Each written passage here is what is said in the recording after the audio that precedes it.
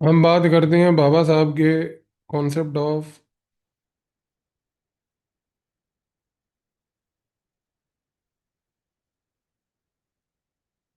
एनिलिशन of cast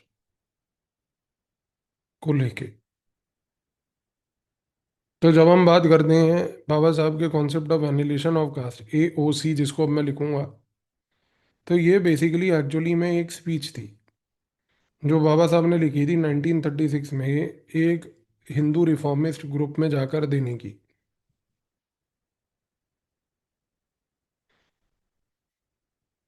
और इस speech में बाबा साहब बहुत ही ज़्यादा क्रिटिकल थे हिंदू रिलीजन को लेके।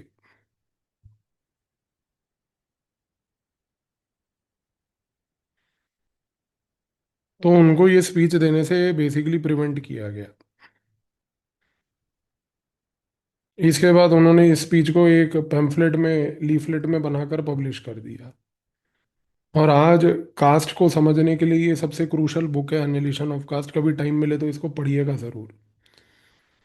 अच्छा, बाबा साहब अम्बेडकर ने इस पर्टिकुलर बुक में क्या बोला उन्होंने, या इस पर्टिकुलर जो उनकी स्पीच थी उसमें वो क्या कहना चाह रहे थे।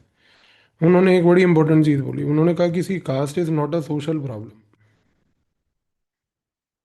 जब आप कास्ट को एक सोशल प्रॉब्लम के नजरिए से देखते हो तो ये इनकम्प्लीट है। उन्होंने कहा कि caste in India is a religious problem.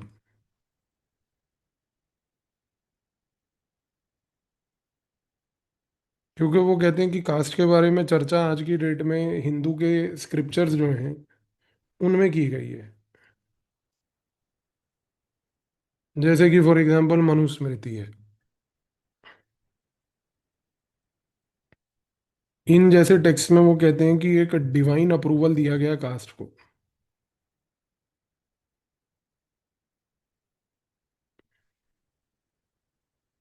इसके साथ साथ यहाँ पर अनटचेबिलिटी को भी सैंक्शन किया गया, अप्रूव किया गया है।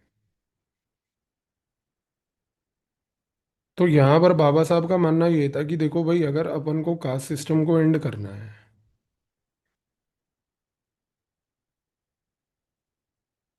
तो वो तब तक नहीं होगा जब तक लोग इन रिलीजियस आइडियाज को डिस्कार्ड नहीं करेंगे।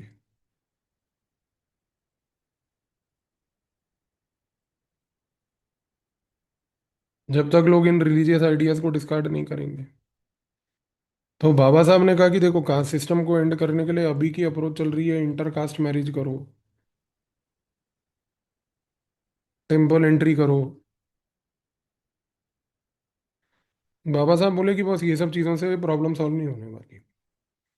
उन्होंने कहा कि भाई, आज की डेट में हमें एक सोसाइटी बिल्ड करनी है इक्वालिटी के बेसिस पे।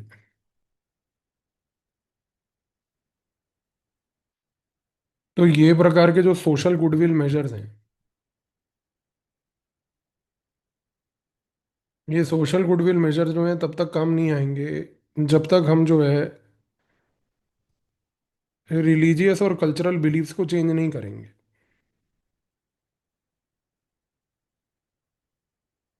और ये रिलीजियस और कल्चरल बिलीफ चेंज तभी होंगे जब एक रेडिकल लेवल पर काम होगा, स्लो इम्प्रूवमेंट से नहीं होगा।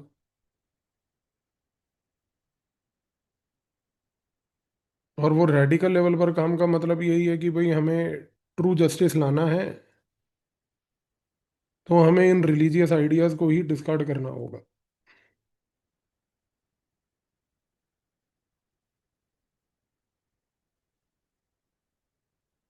इन रिलीजियस आइडियाज को ही डिस्कार्ड करना होगा।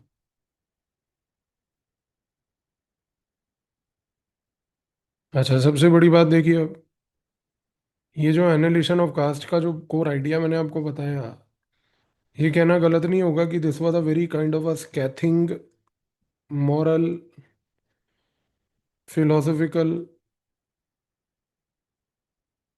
Institutional critique of caste system.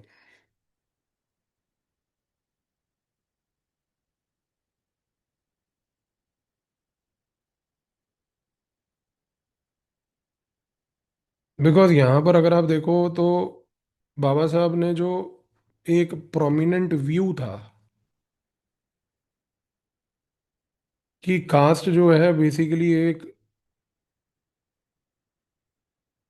Socio economic problem है, उस नज़रिए से नहीं देखा उन्होंने। उन्होंने कास्ट को उसके रूट्स पे ट्रेस किया, और रूट्स में उन्होंने टेक्सचुअल रिलीजियस एविडेंस के ऊपर ट्रेस किया। तो उन्होंने कहा कि भैया ये जो टेक्सचुअल और रिलीजियस लेवल पर एविडेंसेस हैं, जो आज की डेट में हम कहते हैं कि they are scriptural and ideological basis of cast,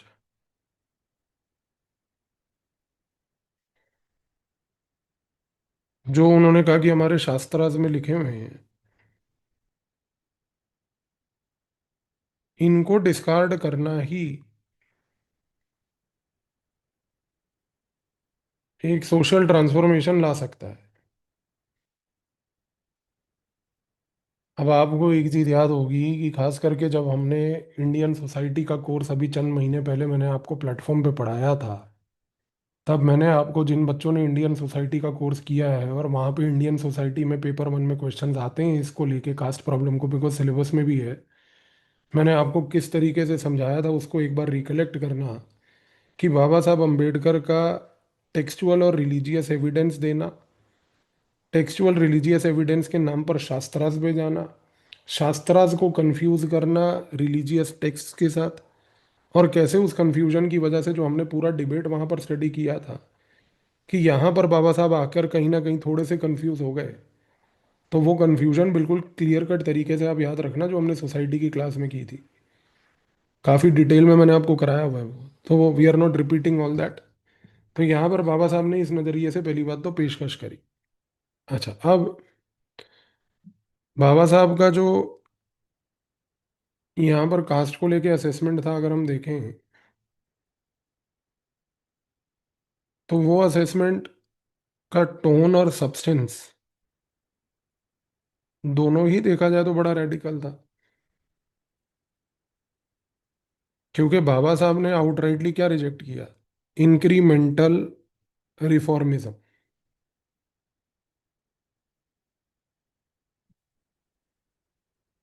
incremental रिफॉर्मिज्म को उन्होंने रिजेक्ट किया। उन्होंने ये बोला कि भाई आज की डेट में social reform is not the solution.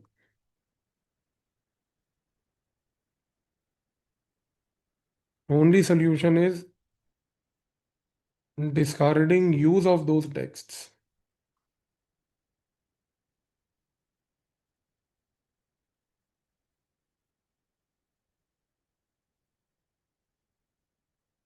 that violate the human dignity। इस रीजन से बाबा साहब जो है गांधी से बिल्कुल अलग थे। गांधी कह रहा था नहीं, मॉरल ट्रांसफॉर्मेशन होगी लोगों में। देखो गांधी के तो, I am very sorry to say, मतलब आप लोगों को शायद सुन के भी लगेगा, because the more I study about Gandhi the more repulsive I become about his ideas, because I may be personally wrong, that's my personal opinion, but I don't resonate with what he says, because it's all impractical stuff. यार India जैसी country में cast entrenched है, और वहां आप कह रहे हो कि एक अनपढ़ सोसाइटी में जहाँ गंवार से, गंदे से घटिया लोग भरे हुए हैं, इन गंवारों के बीच में किसी प्रकार का कोई मॉरल ट्रांसफॉर्मेशन होगा? पढ़ा लिखा आदमी कास्ट डिस्क्रिमिनेशन कर रहा है, अनपढ़ आदमी कास्ट डिस्क्रिमिनेशन कर रहा है, इनमें हृदय परिवर्तन होगा? I mean Gandhi should have some basic sense to understand this, कि बस इंडिया जैसी सोसाइटी में ये नहीं लगने वाला। सो when Baba Saheb was very clearly arguing this, Gandhi was rejecting Baba Saheb again. सो गांधी, जैसा मैंने आपको एम एन रॉय के टाइम पे भी ये बात बोली थी, पेक्यूलियर बिहेवियर है बस, चित भी मेरी पट भी मेरी, कि मतलब हर चीज में चलनी मेरी है भाई, माई वे और दी हाईवे। बहुत ही एक इमेच्योर पर्सनैलिटी का ये ट्रेट होता है sir, who is a maladjusted person in the society. That is why you see he use to do all that thing, कि भाई मैं अकेला बैठूंगा, शांत बैठूंगा, बस because you are not adjusting with the society, you have adjustment issues, because your ideology is that it's my way or the highway. I am sorry, I mean you may not agree with what I am saying, but this is how I look at it. And obviously, like, we can have differences in the way you look at it and I look at it. I respect your opinion, and probably if you don't want to respect my opinion, it's your personal choice. But this is how I believe the things are. भाई आप देख रहे हो कि यहाँ पर जिस प्रकार की समस्या के बारे में वो चर्चा कर रहे हैं, उस समस्या की चर्चा में आप यहाँ पर अपना ये लगे हो नहीं जी हृदय परिवर्तन होगा लोगों में, 25,000 साल लगेंगे हृदय परिवर्तन होने में, देश खत्म हो जाएगा तब तक। तो ये टाइप की जो बातें थी ये किसी प्रकार का गेम नहीं कमा यहाँ पर आपको सस्टेन कर सकती। तो बाबा साहब का आइडिया बिल्कुल क्लियर था कि बस there has to be a moral revolution. People must realise that these texts that sanction and support the caste as a particular issue, that give it the divine status which is there, they must go, they must go। तो बाबा साहब के मुताबिक बस cast जो है वो एक केवल sociological dissection नहीं उन्होंने किया उसका, उन्होंने तो बेसिकली एक कंप्लीट सिविलाइजेशनल चेंज की ही बात करी। कहने का मूल रूप से हमारा मकसद क्या है? सोशियोलॉजिकल डाइसेक्शन का मतलब होता है कि कास्ट को आप एक सोशल प्रॉब्लम देखो, फिर सोसाइटी में इंक्रीमेंटल चेंजेस करो, जो हमने बोला कि he rejected the incremental reformism. Temple entry करा लो, इंटरकास्ट मैरिज कर लो, जो मूवमेंट्स उस समय चल रही थी। बाबा साहब ने कहा कि बस there has to be a complete civilisational change, there has to be a new ideological foundation in the society which is based on the idea of social reform. और सोशल रिफॉर्म कोई इंक्रीमेंटल सोशल रिफॉर्म नहीं है बस। बाबा साहब ने कहा social reform भी वो वाला सोशल रिफॉर्म जहां पर एक चीज क्लियर है कि texts that give caste the divine status ought to be discarded। अच्छा, गांधी ने क्या बोला जी? गांधी ने कहा कि देखो, हमें यहाँ पर क्या करना है, समझना है कि जो वर्ना सिस्टम है वो अच्छा है,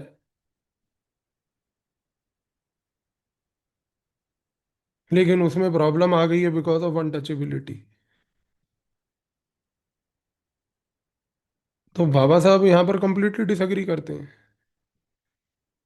बाबा साहब यहाँ पर कहते हैं कि भैया ऐसा कुछ नहीं है। वो कहते हैं कि यहाँ पर आप वर्ना और कास्ट को आइसोलेट मत करो। वरना और कास्ट को कलेक्टिवली अगर आप देखो तो वो कहते हैं कि उसका ऑब्जेक्टिव ये है कि एक सोसाइटी में हायरार्की क्रिएट करना। तो जब तक वर्ना और कास्ट रहेंगे तब तक ये हायरार्की रहेगी। तो वर्ना और कास्ट दोनों को ही डिस्ट्रॉय करना पड़ेगा to make a better world.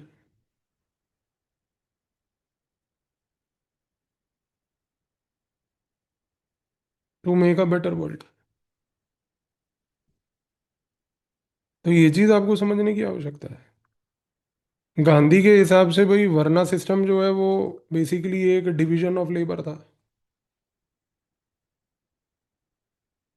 जिसमें करप्शन आ गई।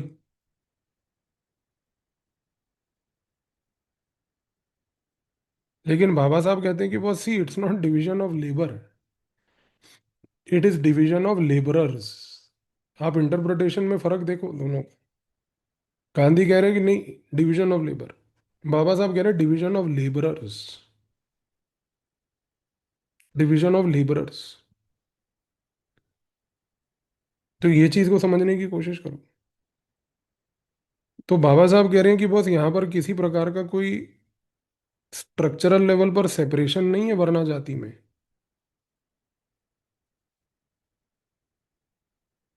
दोनों के दोनों सिस्टम्स बने हैं सिर्फ इनइक्वालिटी को बढ़ाने के लिए। Both must go. इस रीजन से आप देखो कि आशीष नंदी क्या बोलते हैं। वो कहते हैं कि भाई महात्मा गांधी के बीच में और बाबा साहब के बीच में ये जो डिबेट चला, ये डिबेट प्रूव करता है एक बहुत बड़ी टेंशन बिटवीन गांधी का मॉरल रेफॉर्मिज्म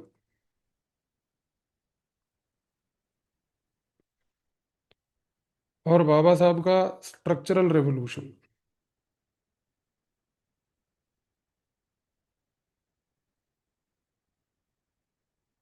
और आशीष नंदी कहते हैं कि इस कॉन्टेक्स्ट में बाबा साहब का जो फोकस था वो क्लियर था बस। Complete, not only annihilation of caste, बल्कि annihilation of that religious social order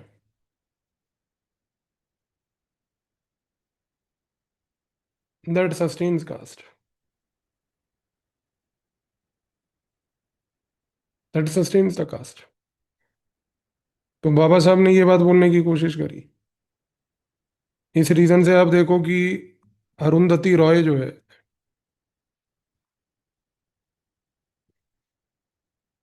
Arundhati Roy ने ये बोला कि बाबा साहब की ये जो एनालिशन ऑफ कास्ट थी,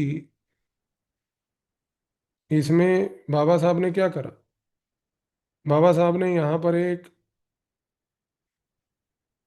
मॉरल आर्ग्यूमेंट पेश करा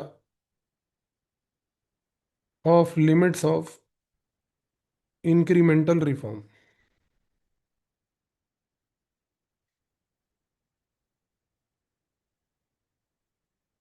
और इस मॉरल आर्ग्यूमेंट में उन्होंने एक रेडिकल अप्रोच प्रेजेंट करी, जो मार्क्सिज्म से भी ज्यादा रेडिकल थी। क्योंकि मार्क्सिज्म तो सोसाइटी में सोशल रेवोल्यूशन की बात कर रहा था बॉस, यहाँ पर तो बाबा साहब ने रिलीजियस लेवल की रेवोल्यूशन की बात कर दी। तो अरुंधति रॉय ने कहा कि भैया पहली बार किसी ने एक रिलीजियस लेवल पे रिफॉर्म नहीं, एक होता है रिलीजियस रिफॉर्म और एक होता है बस रिलीजियस रेवोल्यूशन। उसने कहा बाबा साहब तो रिलीजियस रेवोल्यूशन वाले हैं भैया, रिलीजियस रिफॉर्म वाले नहीं है वो। इस रीजन से आप देखो, गे लॉम्बेट ने क्या बोला। गे लॉम्बेट ने बोला कि जो बाबा साहब हैं उन्होंने पूरे इंडिया के जो दलित हिस्ट्री की मूवमेंट थी, उसमें दलित्स को एक न्यू आइडेंटिटी दी। और यहाँ देखना पॉइंट बड़ा इंपॉर्टेंट बोला गे लॉम्बेट ने, कि दलित्स को ये न्यू आइडेंटिटी जो उन्होंने दी वो नॉट एज विक्टिम्स दी, बल्कि एज फाइटर्स फॉर जस्टिस दी। Fighters for justice. तो ये चीज बड़ी इंपॉर्टेंट है। इसी रीजन से वेलेरियन रॉड्रिक्स का ये असेसमेंट गलत नहीं होगा यहाँ पे कहना, कि वेलेरियन रॉड्रिक्स ने जब ये बात बोली कि बाबा साहब जो थे उन्होंने जिस प्रकार की बात यहाँ पर करी, he refuse to make peace with injustice.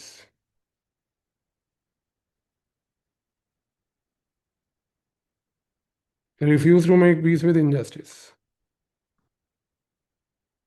तो एक चीज तो क्लियर है बॉस, कि बाबा साहब ने दलित असर्शन इसके ऊपर फोकस करा। क्योंकि जब आप दलित को एक विक्टिम के नजरिए से देखते हो तो आप कहते हो कि अच्छा ये तो विक्टिम्स हैं, इन बेचारों को अपलिफ्ट करो। बाबा साहब ने कहा कि हम कोई लाचार लोग नहीं है बस। और ये बहुत बड़ी चीज है, आप इस आइडेंटिटी को समझने की कोशिश करो। जो बाबा साहब ने बात बोली, तो बाबा साहब ने कहा कि हमें किसी प्रकार की कोई लाचारियत की जगत वो आपकी लोगों की वो नहीं चाहिए लाचारियत हमें। We will assert our self, we are fighters of justice. तो ये जो एक sense of empowerment Dalit community को मिला बाबा साहब से, इस रीजन से बाबा साहब आज उनके भगवान है। क्योंकि बाकी नेता कहेंगे हम दलित को अपलिफ्ट करेंगे, कोई नहीं कहेगा कि दलित का दर्शन हम एक्सेप्ट करेंगे। तो ये चीज को समझने की कोशिश कीजिए। इसीलिए आप देखिए कि यहाँ पर अगर हम बात करें पार्था चैटर्जी की, तो पार्था चैटर्जी ने एक बहुत इंपॉर्टेंट बात बोली। पार्था चैटर्जी ने कहा कि बस यहाँ पर जिस तरीके से बात बाबा साहब ने इंट्रोड्यूस करी,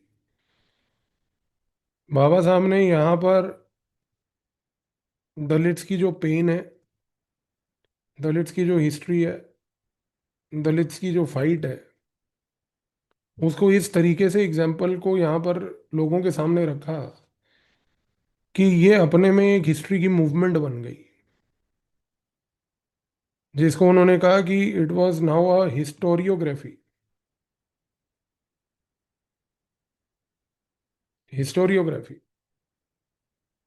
तो इस नज़र से देखने की आवश्यकता है बाबा साहब के इन आइडियाज़ को, और खास करके एनिलिशन ऑफ कास्ट को। पर इंडियन सोसाइटी के कोर्स में जो मैंने आपको पढ़ाया हुआ है विद रिस्पेक्ट टू बाबा साहब का, हमने जो पढ़ा था उसको प्लीज़ एक बार रिकलेक्ट कर लीजिएगा।